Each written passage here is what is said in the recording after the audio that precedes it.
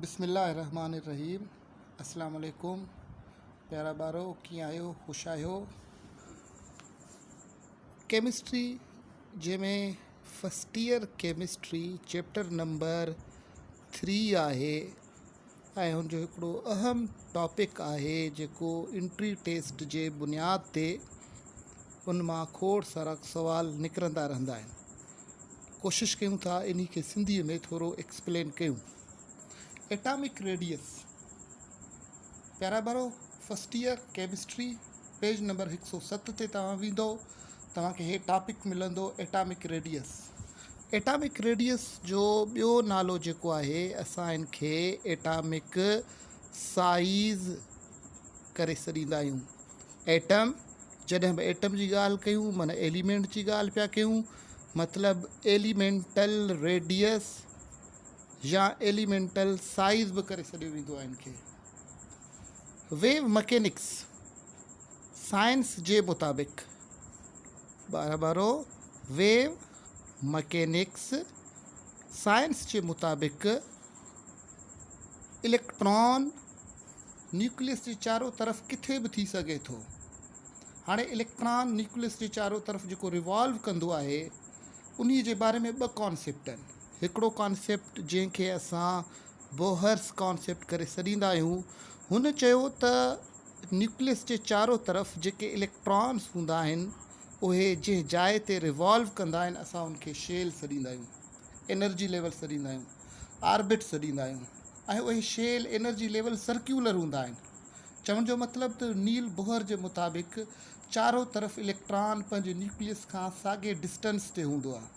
पर अॻिते हली कुझु साइंटिस्टनि, जंहिंमां हिकिड़ो साइंटिस्ट डी ब्रोगली ऐं हेसनबर्ग, उन्हनि चयो त ईअं कोन्हे को, वाकई न्यूक्लियस जे चारों तरफ़ इलेक्ट्रॉन रिवॉल्व कंदा आहिनि ऐं शेल्स में ई रिवॉल्व कंदा आहिनि, पर उहे शेल जेके आहिनि सर्क्यूलर न हूंदा आहिनि बल्कि उहे वेव टाइप हूंदा आहिनि। चवण जो मतिलबु जेकॾहिं इहो इलेक्ट्रॉन न्यूक्लियस जे चारों तरफ़ रिवॉल्व कंदो त केॾी महिल न्यूक्लियस जे वेझो उनजो स्पीड स्लो, केॾी महिल परे न्यूक्लियस जो जेको वेलासिटी आहे स्पीड फास्ट थी वेंदो ऐं उनजो जेको साइज़ आहे, रेडियस आहे, डिस्टेंस आहे पंहिंजे न्यूक्लियस खां केॾी महिल परे केॾी महिल वेझो थी पवंदो आहे। हाणे जेकॾहिं एटॉमिक रेडियस खे इन बुनियाद ते ॾिसूं त वेव मैकेनिक्स जे मुताबिक़ इलेक्ट्रॉन पंहिंजे न्यूक्लियस जे चारों तरफ़ हर जाइ ते एनीवेयर थी सघे थो, पर हिकिड़ो प्रॉपर एग्ज़ैक्ट रेडियस मालूम करणु तमामु ॾुखियो आहे। असां नियरेस्ट वैल्यू ताईं पुॼी सघूं था, जंहिंमें जेकॾहिं असां डेफिनेशन्स ते पुॼूं त असां कीअं डिफाइन करे सघूं था एटॉमिक रेडियस खे। फस्ट जेका डेफिनेशन आहे उहा आहे the distance from nucleus two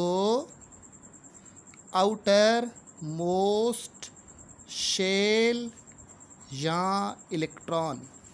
पहिरीं डेफिनेशन छा आहे पुट?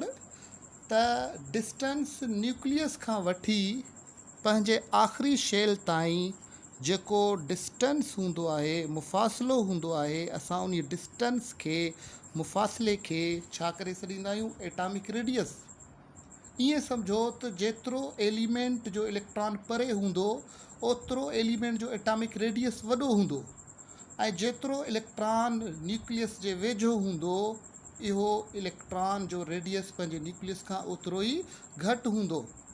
जेकॾहिं ॿिए डेफिनेशन ते अचूं, जेका डेफिनेशन नंबर 2 आहे, छा थो चए त half of bond length between two homonuclear atoms.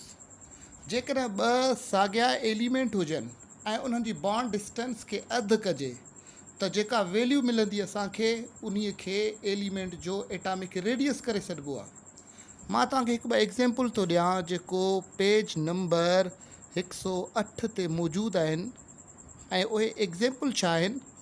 Example में चए थो त डायमंड हिकिड़ो हीरो जेको दुनिया जो हार्डेस्ट सख़्तरीन सबस्टेंस आहे, जेको कार्बन जो ठहियलु आहे ऐं डायमंड जे अंदरि जेके 2 कार्बान आहिनि उन 2 कार्बान्स जे विच में जेका बॉन्ड डिस्टेंस वैल्यू आहे इहा आहे 1.54 एंगस्ट्रोम।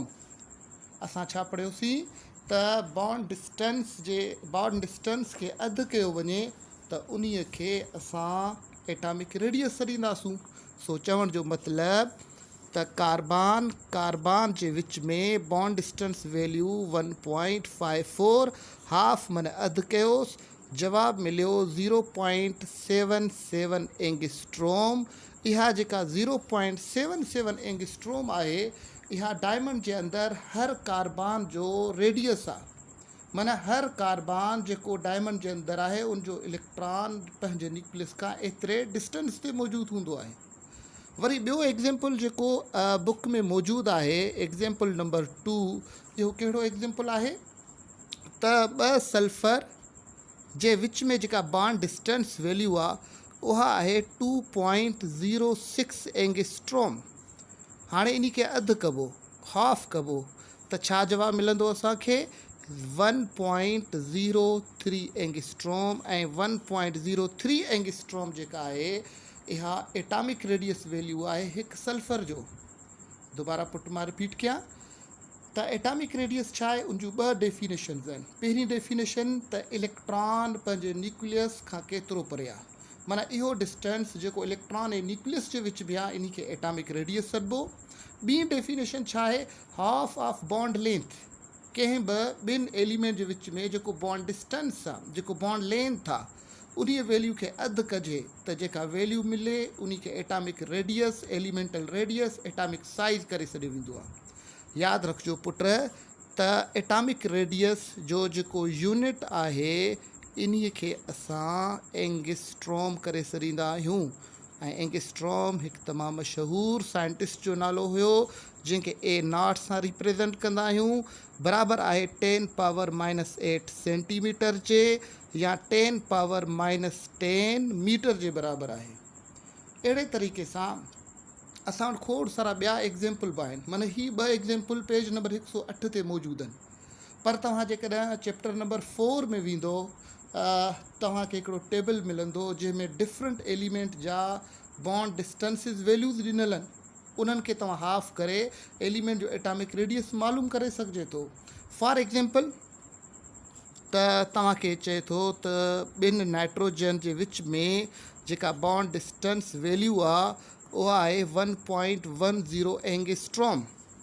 ऐं तव्हांखां पुछे पियो त एटॉमिक रेडियस छा हूंदो, तव्हां चवंदो सर इन खे हाफ कजे। हाफ करण सां जेका बि वैल्यू मिले असांखे उहा वैल्यू जेका आहे असांखे एटॉमिक रेडियस जे नाले सां आहे। ऐं माना नाइट्रोजन जो एटॉमिक रेडियस 0.55 एंगस्ट्रोम आहे। ॿियो सुवाल त ही वैल्यू असां कीअं मालूम करे सघूं था। माय डियर स्टूडेंट्स, ही जेके वैल्यूज़ आहिनि असां इंस्ट्रूमेंट्स जे ज़रिए बि मालूम कंदा आहियूं। ऐं उहे कहिड़ा मशहूरु इंस्ट्रूमेंट आहिनि जंहिंजे ज़रिए असां इन्हनि खे मालूम करे सघूं था। नंबर 1 जेका इंस्ट्रूमेंट आहे जंहिंखे असां स्पेक्ट्रोमीटर करे सॾिबो आहे या स्पेक्ट्रोस्कोपिक मेथड करे सॾिबो आहे। स्पेक्ट्रोमीटर हिकु अहिड़ो इंस्ट्रूमेंट आहे जेको एटम जे इंटरनल स्ट्रक्चर खे आसानी सां स्टडी करे असांखे ॿुधाईंदो आहे। ऐं ॿियो जेको मेथड आहे जंहिंजे ज़रिए असां आसानी सां एटॉमिक रेडियस जे वैल्यूज़ खे मालूम करे सघूं था, इन्हीअ मेथड जो नालो आहे x-rays diffraction method. So x-rays diffraction method and spectrometer 2 अहम तरीक़ा आहिनि, इंस्ट्रूमेंटेशनल प्रोसेसिस आहिनि जंहिंजे ज़रिए कंहिं बि एलिमेंट जो एटॉमिक रेडियस मालूम करे सघूं था। ईअं सम्झो जीअं बॉडी जो टेम्परेचर असां थर्मामीटर सां मालूम कंदा आहियूं। थर्मामीटर हिकिड़ो इंस्ट्रूमेंट आहे। ईअं असां कंहिं बि एलिमेंट जो एटॉमिक रेडियस छाजे ज़रिए मालूम कंदासूं, स्पेक्ट्रोमीटर या एक्स-रे डायफ्रैक्शन मेथड ज़रिए मालूम कंदा आहियूं। हाणे ही थियो होमोन्यूक्लियर, माना उहे एलिमेंट जेके सिमिलर आहिनि। पर जेकॾहिं तव्हां खां पुछे त भई हेटीरो एटॉमिक जेकॾहिं मालिक्यूल्स आहिनि, हेटीरो एटॉमिक जो मतिलबु छा आहे त 2 मुख़्तलिफ़ एलिमेंट, हाणे उन्हनि जो एटॉमिक रेडियस कीअं कढिजे। इन्हनि जी एटॉमिक रेडियस सम में कढिबो आहे। फॉर एग्ज़ाम्पल तव्हांखे वैल्यूज़ ॾिनल हूंदा त हिकिड़ो एलिमेंट आहे जंहिंजो नालो रेडियस असां RA चवंदा आहियूं, बॉन्ड डिस्टेंस RA आहे, ऐं ॿियो एलिमेंट जो जेको बॉन्ड डिस्टेंस आहे इहो आहे RB। हाणे इन्हनि ॿिन्ही वैल्यूज़ खे असां कंदासूं एड करण खां पोइ असांखे 2 सां वंड कंदासूं। जेको जवाबु अचे इहा वैल्यू ॿिन्हीअ जो असां छा कंसीडर कंदासूं, एटॉमिक रेडियस। सुवाल थो अचे त एटॉमिक रेडियस जेको आहे असां छो स्टडी कंदा आहियूं। My dear students, atomic radius असांखे एलिमेंट जे केमिकल बिहेवियर जे बारे में ॿुधाईंदो आहे, केमिकल रिएक्टिविटी जे बारे में ॿुधाईंदो आहे। ऐं यादि रखिजो त एटॉमिक रेडियस जेका आहे इहा डायरेक्टली प्रोपोर्शनल आहे एटॉमिक नंबर सां। जेतिरो एलिमेंट जो एटॉमिक नंबर वॾो हूंदो ओतिरो उन एलिमेंट जो रेडियस एटॉमिक साइज़ बि छा हूंदो, वॾो हूंदो। सो चवण जो मतिलबु atomic radius is directly proportional with atomic number. Greater the atomic number, larger will be the value of atomic radius. Smaller the value of atomic number, smaller will be the size of an atom or element. हाणे entry जी बुनियाद ते कहिड़े क़िस्म जा questions अची सघनि था, थोरो मां तव्हांखे रिव्यू ॾींदो हलां। फॉर एग्जाम्पल तव्हां खां पुछे पियो त एटॉमिक रेडियस ऑफ कार्बन इन एसिटाइलिन इज़,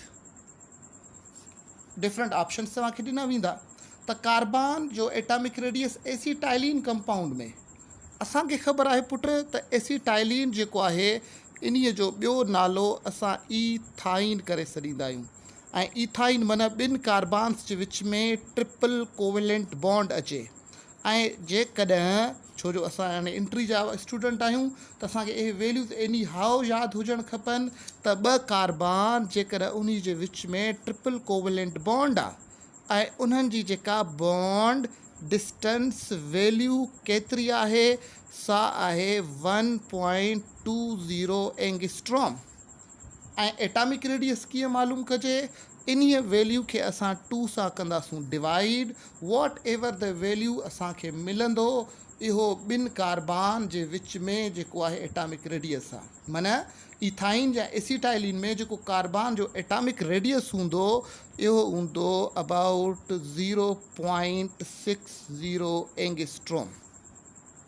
वरी ॿियो सुवाल थो पुछे त atomic radius of carbon in ethene, ई थो अचे माना 2 कार्बन जे विच में छा हूंदो, डबल बॉन्ड हूंदो। ईथीन जो कॉमन नालो जेको आहे IUPAC system international union and pure applied chemistry जे हिसाब सां हिन जो जेको नालो आहे ईथीन, पर कॉमन सिस्टम हिन खे ईथाइलिन जे नाले सां मशहूरु आहे।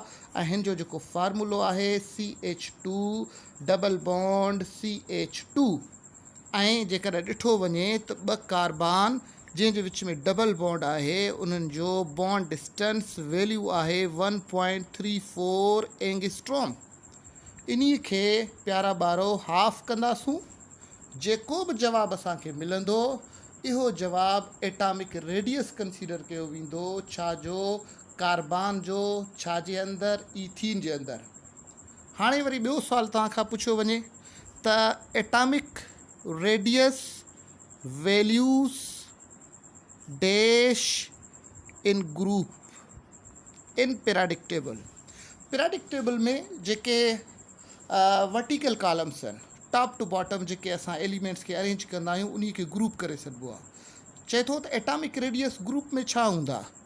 ऑप्शन नंबर ए में तव्हांखे थो ॾिए त छा उहे इंक्रीज़ थींदा, बी ऑप्शन में थो ॾिए त छा उहे वैल्यूज़ डिक्रीज़ थींदा, सी में थो ॾिए त को बि इफेक्ट न पवंदो ऐं डी में थो ॾिए ऑल ऑफ दीज़ नन ऑफ दीज़।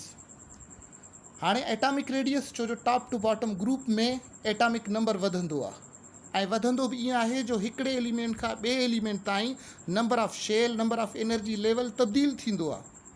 हाणे नंबर ऑफ एनर्जी लेवल जेकर तब्दील थींदो त एटॉमिक रेडियस जी वैल्यू बि छा थींदी, वॾी थींदी। सो अहिड़े हिसाब सां ग्रुप जे अंदरि एटॉमिक रेडियस वैल्यूज़ छा थींदा आहिनि पुट, इंक्रीज़। हाणे इनखे उल्टो कयो, रेसिप्रोकल कयो। हाणे इनखे 180 एंगल ते आणियूं त भई एटॉमिक रेडियस वैल्यूज़ पीरियड्स जे अंदरि छा हूंदा, पीरियडिक टेबल में छा हूंदो आहे। एलिमेंट्स के जॾहिं असां हॉरिज़ॉन्टली अरेंज कयूं, from left to right arrange कयूं, रोज़ में अरेंज कयूं, उन खे असां पीरियड करे छॾींदा आहियूं। ऐं पूरे पीरियडिक टेबल खे 7 पीरियडनि में विरहायो वियो आहे। ऐं पीरियड में एटॉमिक नंबर त वधंदो आहे, पर एलिमेंट हिक खां ॿिए एलिमेंट ताईं उनजो शेल चेंज नाहे थींदो, जंहिंजे करे पीरियड्स जे अंदरि जेको एटॉमिक रेडियस वैल्यू आहे इहो छा थींदो आहे, डिक्रीज़ थींदो आहे। हाणे सिंपल मां थोरो इनखे रिवाइज़ कंदो हलां, बिल्कुलु फुली कंसंट्रेट मुंहिंजे तरफ़। त टॉपिक आहे असांजो atomic radius, chapter number 3 first year chemistry, 107 page ते मौजूदु आहे। एटॉमिक रेडियस माना कंहिं बि एलिमेंट जो size, radius, radii of an atom. Entry वारा ॿार चैप्टर नंबर 3, 4, 5 इंटर सुठे नमूने पढ़ी चुका हूंदा आहिनि, जंहिंमें ग्रुप ट्रेंड हिकिड़ो टॉपिक हूंदो आहे। उन ग्रुप ट्रेंड में असां एटॉमिक रेडियस बि पढ़ंदा आहियूं। हाणे एटॉमिक रेडियस खे स्टडी करण खां पहिरियां मां तव्हांखे थोरो ॿुधाईंदो हलां त वेव मैकेनिक्स जे मुताबिक़ इलेक्ट्रॉन पंहिंजे न्यूक्लियस जे चारों तरफ़ हूंदो आहे, पर इक्वल डिस्टेंस ते न हूंदो आहे। हाणे असां उनजो रेडियस कीअं मालूम कयूं। फर्स्ट डेफिनेशन आहे त distance from nucleus to outermost shell, आख़िरी शेल जे अंदरि इलेक्ट्रॉन ऐं न्यूक्लियस जे विच में जेको मुफ़ासिलो आहे एटॉमिक रेडियस आहे। या कंहिं बि ॿिनि एलिमेंट्स जे विच में जेको बॉन्ड लेंथ वैल्यू जो जेको हाफ आहे, इन खे बॉन्ड लेंथ बि चओ, बॉन्ड डिस्टेंस बि चओ, ॻाल्हि साॻी आहे। ॿ एलिमेंट जॾहिं पाण में बॉन्ड ठाहींदा आहिनि, रिएक्ट कंदा आहिनि, उन जे मुफ़ासिले खे असां बॉन्ड लेंथ चवंदा आहियूं। ऐं इन वैल्यू खे वरी हाफ कयूं त असांखे एटॉमिक रेडियस मिलंदो। कीप इन माइंड कि एटॉमिक रेडियस ऐं बॉन्ड लेंथ ॿिन्हिनि जो यूनिट सेम आहे, एंगस्ट्रॉम। हिकु एंगस्ट्रॉम 10⁻⁸ सेंटीमीटर या 10⁻⁻10 मीटर जे बराबरि हूंदो आहे। खोड़ सारा पाण वटि एग्ज़ाम्पल आहिनि। पेज नंबर 108 ते डायमंड जे अंदरि 2 कार्बान्स जो जेको बॉन्ड लेंथ वैल्यू 1.54 एंगस्ट्रॉम आहे, हाफ कयोसीं, असांखे डायमंड जे अंदरि कार्बन जो एटॉमिक रेडियस 0.77 एंगस्ट्रॉम मिलियो। ईअं 2 सल्फर जे विच में इंटर न्यूक्लियर डिस्टेंस जेको आहे, या इंटर न्यूक्लियर डिस्टेंस जेको आहे 2.06 एंगस्ट्रॉम आहे, हाफ कयोसीं, एटॉमिक रेडियस मिलियो 1.03। असां स्पेक्ट्रोमीटर ऐं एक्सरे डायफ्रेक्शन मेथड ज़रिए, इंस्ट्रूमेंट्स ज़रिए असां एटॉमिक रेडियस वैल्यूज़ मालूम कंदा आहियूं। खोड़ सारा एग्ज़ाम्पल ॿिया बि आहिनि जेकर तव्हांखे बॉन्ड डिस्टेंस वैल्यूज़ मिलियल आहिनि। जीअं 2 नाइट्रोजन जे विच में जेका बॉन्ड डिस्टेंस वैल्यू आहे 1.10 एंगस्ट्रॉम, हाफ कयो, इहा हर नाइट्रोजन जो एटॉमिक रेडियस वैल्यू थियो। सिमिलरली 2 ऑक्सीजन्स जे विच में जेको एटॉमिक रेडियस वैल्यू आहे इहा आहे 1.21 एंगस्ट्रॉम, हाफ कयोसि, ऑक्सीजन जो एटॉमिक रेडियस मिलंदो। सिमिलरली 2 क्लोरीन जे विच में जेका एटॉमिक छा चवंदा आहिनि बॉन्ड डिस्टेंस वैल्यू आहे 1.99 एंगस्ट्रॉम आहे, हाफ कंदासूं, असांखे छा मिलंदो, हर क्लोरीन जो एटॉमिक रेडियस। हेटीरो एटॉमिक लाइ थोरो डिफरेंट आहे। माना ईअं सपोज़ कयो RA जेको आहे हिकिड़े एलिमेंट जो बॉन्ड डिस्टेंस आहे, RB जेको आहे ॿिए एलिमेंट जो बॉन्ड डिस्टेंस आहे। ए ॿई बॉन्ड डिस्टेंस वैल्यूज़ असां एड कबा ऐं 2 सां डिवाइड कंदासूं। Whatever the answer we obtain, इहो ॿिन्ही जो एटॉमिक रेडियस काउंट थींदो। हालांकि 2 डिफरेंट एलिमेंट आहिनि, पर हे जेका हेटीरो एटॉमिक हूंदो आहे उन्हनि जो एटॉमिक रेडियस जेका वैल्यू एग्जैक्ट न हूंदी आहे, नियरेस्ट हूंदी आहे। असां एटॉमिक रेडियस छो पढ़ंदा आहियूं, छो जो असांखे एलिमेंट जो केमिकल बिहेवियर जो ख़बर पवंदो आहे।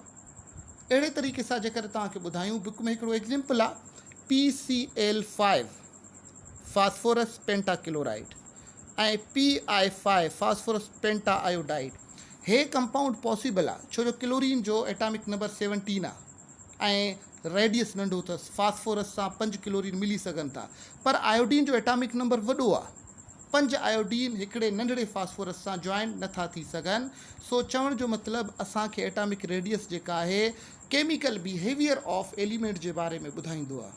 उन खां पोइ जेकर अॻिते हलूं त एटॉमिक रेडियस ऑफ तव्हांखे एग्ज़ाम्पल ॾिना वेंदा कि एसिटाइलिन जे अंदरि कार्बन जो एटॉमिक रेडियस। ही डिफरेंट क़िस्म जा MCQs मां तव्हांखे सिर्फ़ु हिंट पियो ॾियां, माना हिकिड़ो पाथ पियो कयां त भई चारों एंगल खां तव्हांखे टॉपिक ॾिसणो आहे। कीअं क्वेश्चन निकिरी सघंदा। सो एसिटाइलिन जे अंदरि कार्बन जो बॉन्ड डिस्टेंस छा आहे, एटॉमिक रेडियस छा आहे, पहिरियां उन्हनि जो बॉन्ड डिस्टेंस वैल्यू तव्हां कढंदो, बॉन्ड डिस्टेंस वैल्यू खे अधु कंदो। ईअं सम्झो त वरी ॿियो क्वेश्चन आहे एटॉमिक रेडियस जेका आहे ईथीन जे अंदरि, कार्बन जी एटॉमिक रेडियस ईथीन जे अंदरि छा आहे, ईथीन जे अंदरि डबल बॉन्ड आहे, ॿिनि कार्बन जे विच में जेका डिस्टेंस आहे 1.34 आहे, हाफ कबो। पीरियाडिक टेबल में जेके ग्रुप्स हूंदा आहिनि उनमें एटॉमिक रेडियस जो वैल्यू छा थींदो आहे, इंक्रीज़, ऐं पीरियाडिक टेबल जे अंदरि पीरियड्स जे अंदरि एटॉमिक रेडियस वैल्यू छा थींदो आहे, डिक्रीज़ थींदो आहे। प्यारा ॿारो, थैंक यू वेरी मच। दुआनि में यादि रखिजो, ही नंढड़ी हिकिड़ी काविश आहे, स्टार्ट कई अथऊं वायरस जे, कोविड वायरस जे हिसाब सां, छो जो अकेडमी, स्कूल्स, कॉलेजिस सभु स्विच ऑफ लॻा पिया आहिनि। सो कोशिशि आहे जेतिरी बि थी सघे मां इनशाला तव्हां सां कोऑपरेट कंदुमि। सो बेस्ट ऑफ लक, दुआ में यादि रखिजो, अलाह तव्हां सभिनि खे कामयाबु कंदो। Thank U very much.